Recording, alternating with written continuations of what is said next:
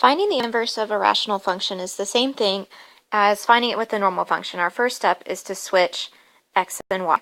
Don't forget that f of x really just means y. Now we need to isolate the fraction, so we're going to add 2 to both sides. And go ahead and multiply by your denominator. What's a little weird with rational functions is that I'm actually not going to distribute that y into my function because my goal is to get the y by itself. So what you do is you divide by everything that's in parentheses. And that gives me my final answer, that f inverse of x equals 5 over x plus 2. And we're going to do the same thing with gx now. So switch x and y. This time the whole side is a fraction. So all I need to do is multiply by the denominator.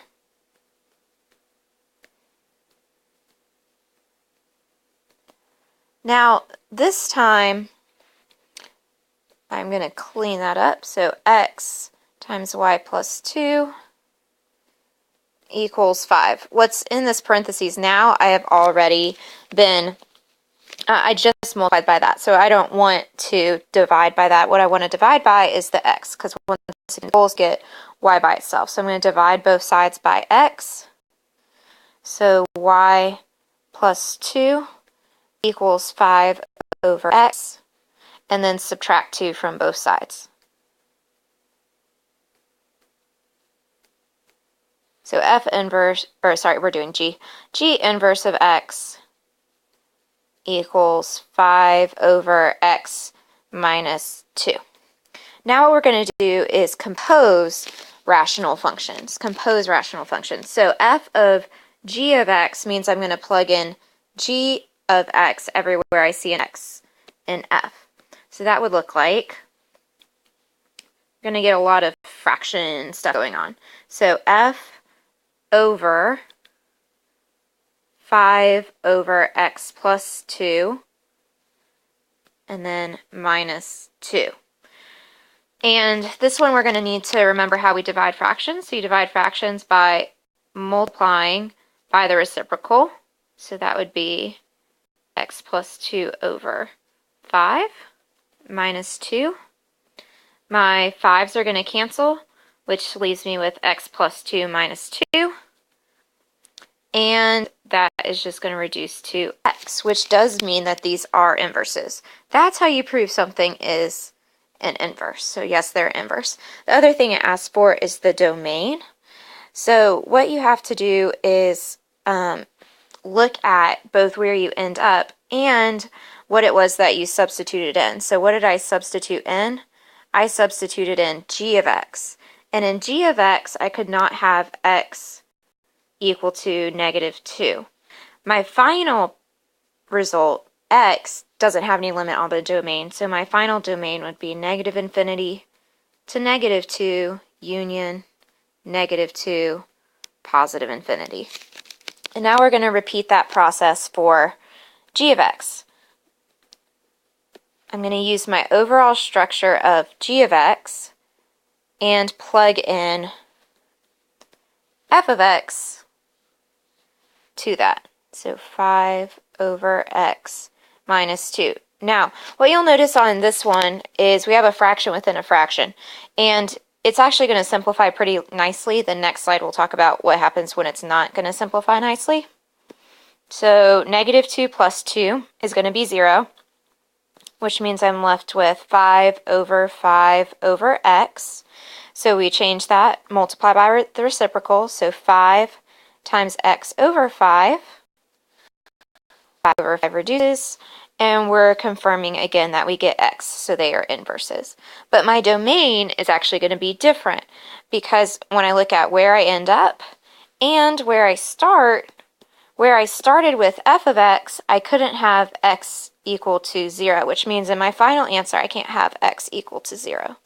So negative infinity to 0, union 0 to positive infinity. Now we're amping up with a little bit more of a complicated function, but we're going to follow the same sort of process. So switch your x and y. We need to isolate our function first, or sorry, our fraction. So x minus 1 equals negative 5 over y minus 3. And we're going to multiply by the denominator on both sides.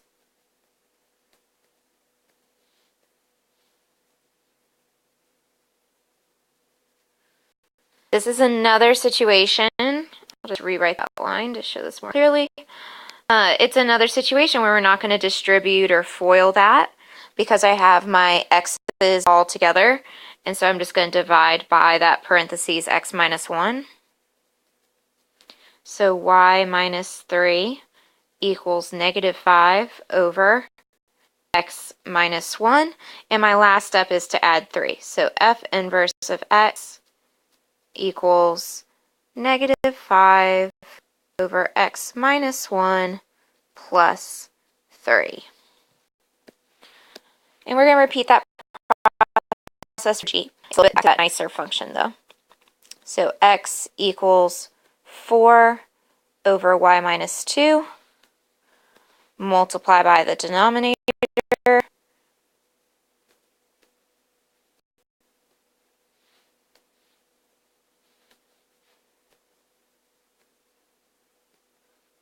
my 2's are really beautiful in this video, sorry about that. And then divide by your x term. This time I'm not adding anything with x, we're just going to divide by plain old x. So y minus 2 equals 4 over x, and the last step is to add 2.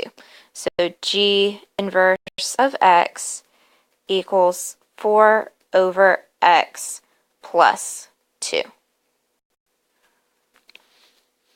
Now it gets a little crazier when we start composing these functions. So I'm going to substitute g of x into f of x. So what I like to do is write, I just call it the structure of f. So negative 5 over something minus 3 plus 1. Okay. And now I'm going to plug in that big space what g of x is, which is 4 over x minus 2. So we talked about doing it this next thing when we did trig functions, and what it is we want to find, it's called a complex fraction when we have these fractions within a fraction, and what you want to do is multiply by the little denominator. What I mean by the little denominator is x minus 2. So I'm actually going to erase f of g right there so I have some space. So I'm going to multiply the top of my whole fraction by x minus 2 and the bottom of my whole fraction by x minus 2. Because just like 4 over 4 is 1, 5 over 5 is 1, x minus 2 over x minus 2 is 1. And so I'm just going to multiply only my fraction. I'm leaving this 1 at the very end alone. So when I do that, make sure you're using parentheses when you're doing stuff. So I'm going to have negative 5 times x minus 2 over, when I distribute in this denominator, the little fraction is going to cancel my denominator. So I'm just left with 4 minus 3 parentheses x minus 2. So now I got rid of that kind of fraction within a fraction, and all that's left is for me to distribute and simplify things. So I get negative 5x plus 10 in the numerator over 4 minus 3x plus 6. And all that simplifies to negative 5x plus 10 over negative 3x plus 10. Please don't cancel the 10 over 10. If it's connected with adding, subtracting, you can't cancel that. So I did ask you for the domain in this. Let's look at g of x that I plugged in. So g of x, I can't have x equal to positive 2. And look at my resulting function, I can't have x equal to, let's see, that would be positive 10 over 3. So we're going to have a kind of nasty domain for this one, so bear with me. This is what happens when you put random numbers down in a problem. All right, so 10/3, that's bigger than 2, so we can go negative infinity to -2, or positive 2, JK, sorry, union 2 to 10/3, union 10/3 to positive infinity. So you have to look at the domain of your function that you're plugging in and your resulting function. All right, so now we're going to repeat that process over here to find g of f of x. So I'm going to write the structure of g. Oh no, y'all, I forgot about -1. I just realized that. Woo, come back here. -1, -1. Luckily that doesn't change my, oh, that's a +1. Luckily that doesn't change my overall answer for the domain. All right, so my structure for g of f of x is 4 over something -2, and that something is super ugly. It's all this hot mess. So -5 over x minus 3 plus 1. Okay, so we have another complex fraction, a fraction within a fraction. So I'm going to clean that up a little bit. 4 over -5 over x minus 3, and then 1 minus 2 is -1. And to get rid of this complex fraction, I'm going to multiply by what's in the little denominator, which is really just multiplying by a kind of fancy type of 1, x minus 3 over x minus 3. Just make sure when you're multiplying all this that we are using some nice amount of parentheses. So 4x minus 3 over, remember the whole point of this is to cancel out the denominator of the little fraction, so -5 minus 1 times x minus 3. And now just clean everything up. Please don't go around canceling the x minus 3's. 4x minus 12 over, let's see, we're going to get a positive 3 there, so -2 minus x. Pardon me for just doing a little bit of that in my head. And also asked for the domain. So my restriction for f of x was that x could not equal 3. And my new restriction is that x cannot equal -2. So my domain would be negative infinity, -2, union, -2, 3, union, oh man, ran out of room, union, sorry, 3, infinity. All right, this page was a winner. Are they inverses? Did I end up with just a plain old x getting out for my answer? No, I got this one hot mess and then this one over here. So those are for sure not inverses. They're inverses when you do the composition and you get out x. Okay, last one. You might notice that what's different with this is that now I have the x's in both the top and the bottom. So I'm going to have to do a little bit more finagling when I'm finding my inverse. All right. But we still start switch x and y. We're still going to distribute by the denominator.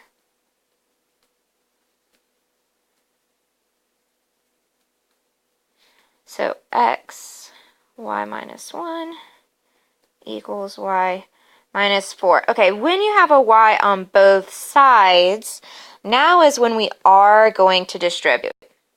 When you have the y on both sides, we are going to distribute. And then what your next goal is to get all the y terms on one side and everything else on the other side. So if it has a y, move it to the left, so xy and then minus y. Then move your x, so that'd be x minus 4, just flip-flop stuff. Now we're going to factor out the y on the left side. So y, parentheses x minus 1 equals x minus 4, and you might get where this is going. We're going to divide by what we factored.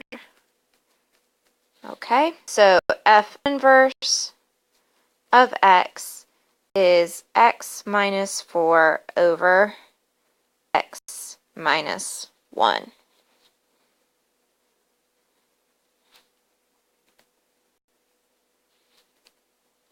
All right. So g inverse of x, I'm going to do the same thing. So x equals y minus 3 over y minus 2. Multiply by the denominator. Distribute your x.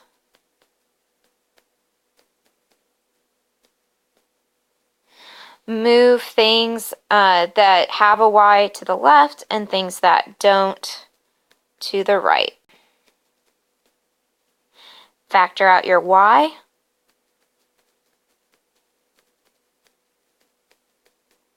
And divide by what you have factored in parentheses.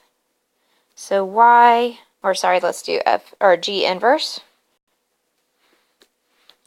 G inverse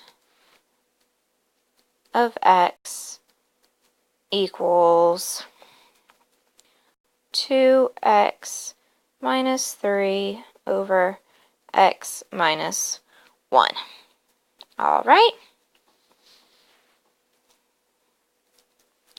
Let's go on to doing composition. So as you can imagine, we're going to have some real fun complex fractions going on here. So f of g of x. So my big structure for f of x, something minus 4 over something plus 1. And we're going to be plugging in x minus 3 over x minus 2. X minus 3 over x minus 2. So what's in my little denominators this time? In my little denominators this time, I have x minus 2. So I'm going to multiply by x minus 2 over x minus 2.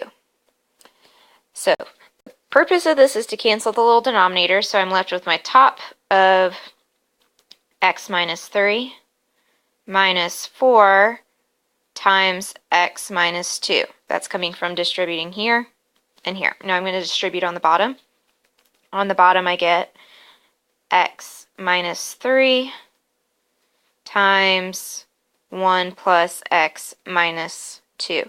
Did I need to write the plus 1 there? No, but I really want you to be in the habit of putting that so you don't forget to distribute when it's necessary. So we're just going to distribute, combine like terms, and clean stuff up. So x minus 3 minus 4x plus 8 over x minus 3 plus x minus 2, and just combine everything that you need to.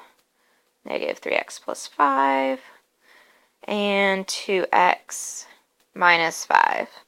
So of course I'm evil and asked for domain, so my g of x that I plugged in, I can't have x equal to 2. And now in my answer, I can't get x equal to 5 over 2.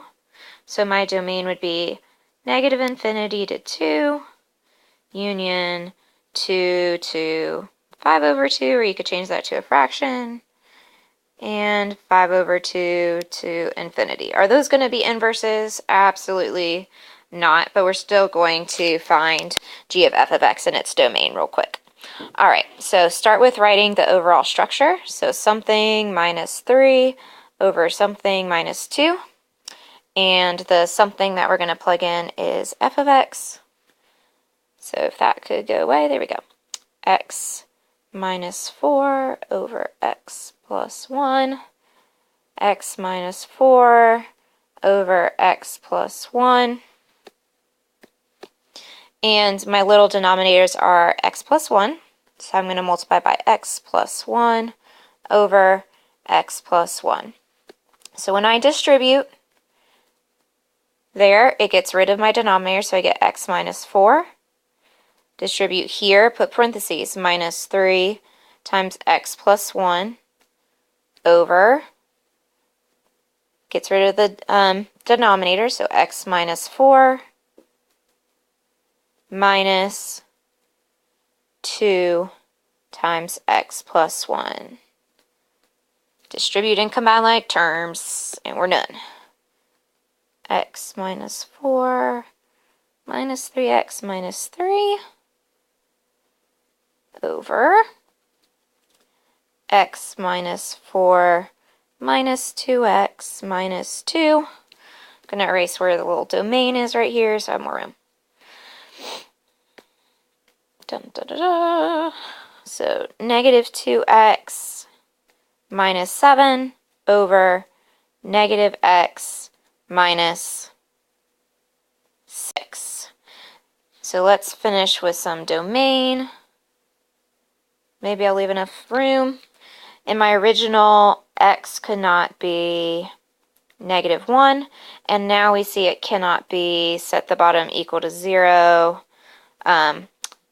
negative 6. It can't be negative 6. So my domain would be negative infinity, negative 6, union negative 6, negative 1, union, almost had room, negative 1, positive infinity. That was the smallest infinity I've ever done on a tablet. All right, that's it. Finding inverse and composition of rational functions.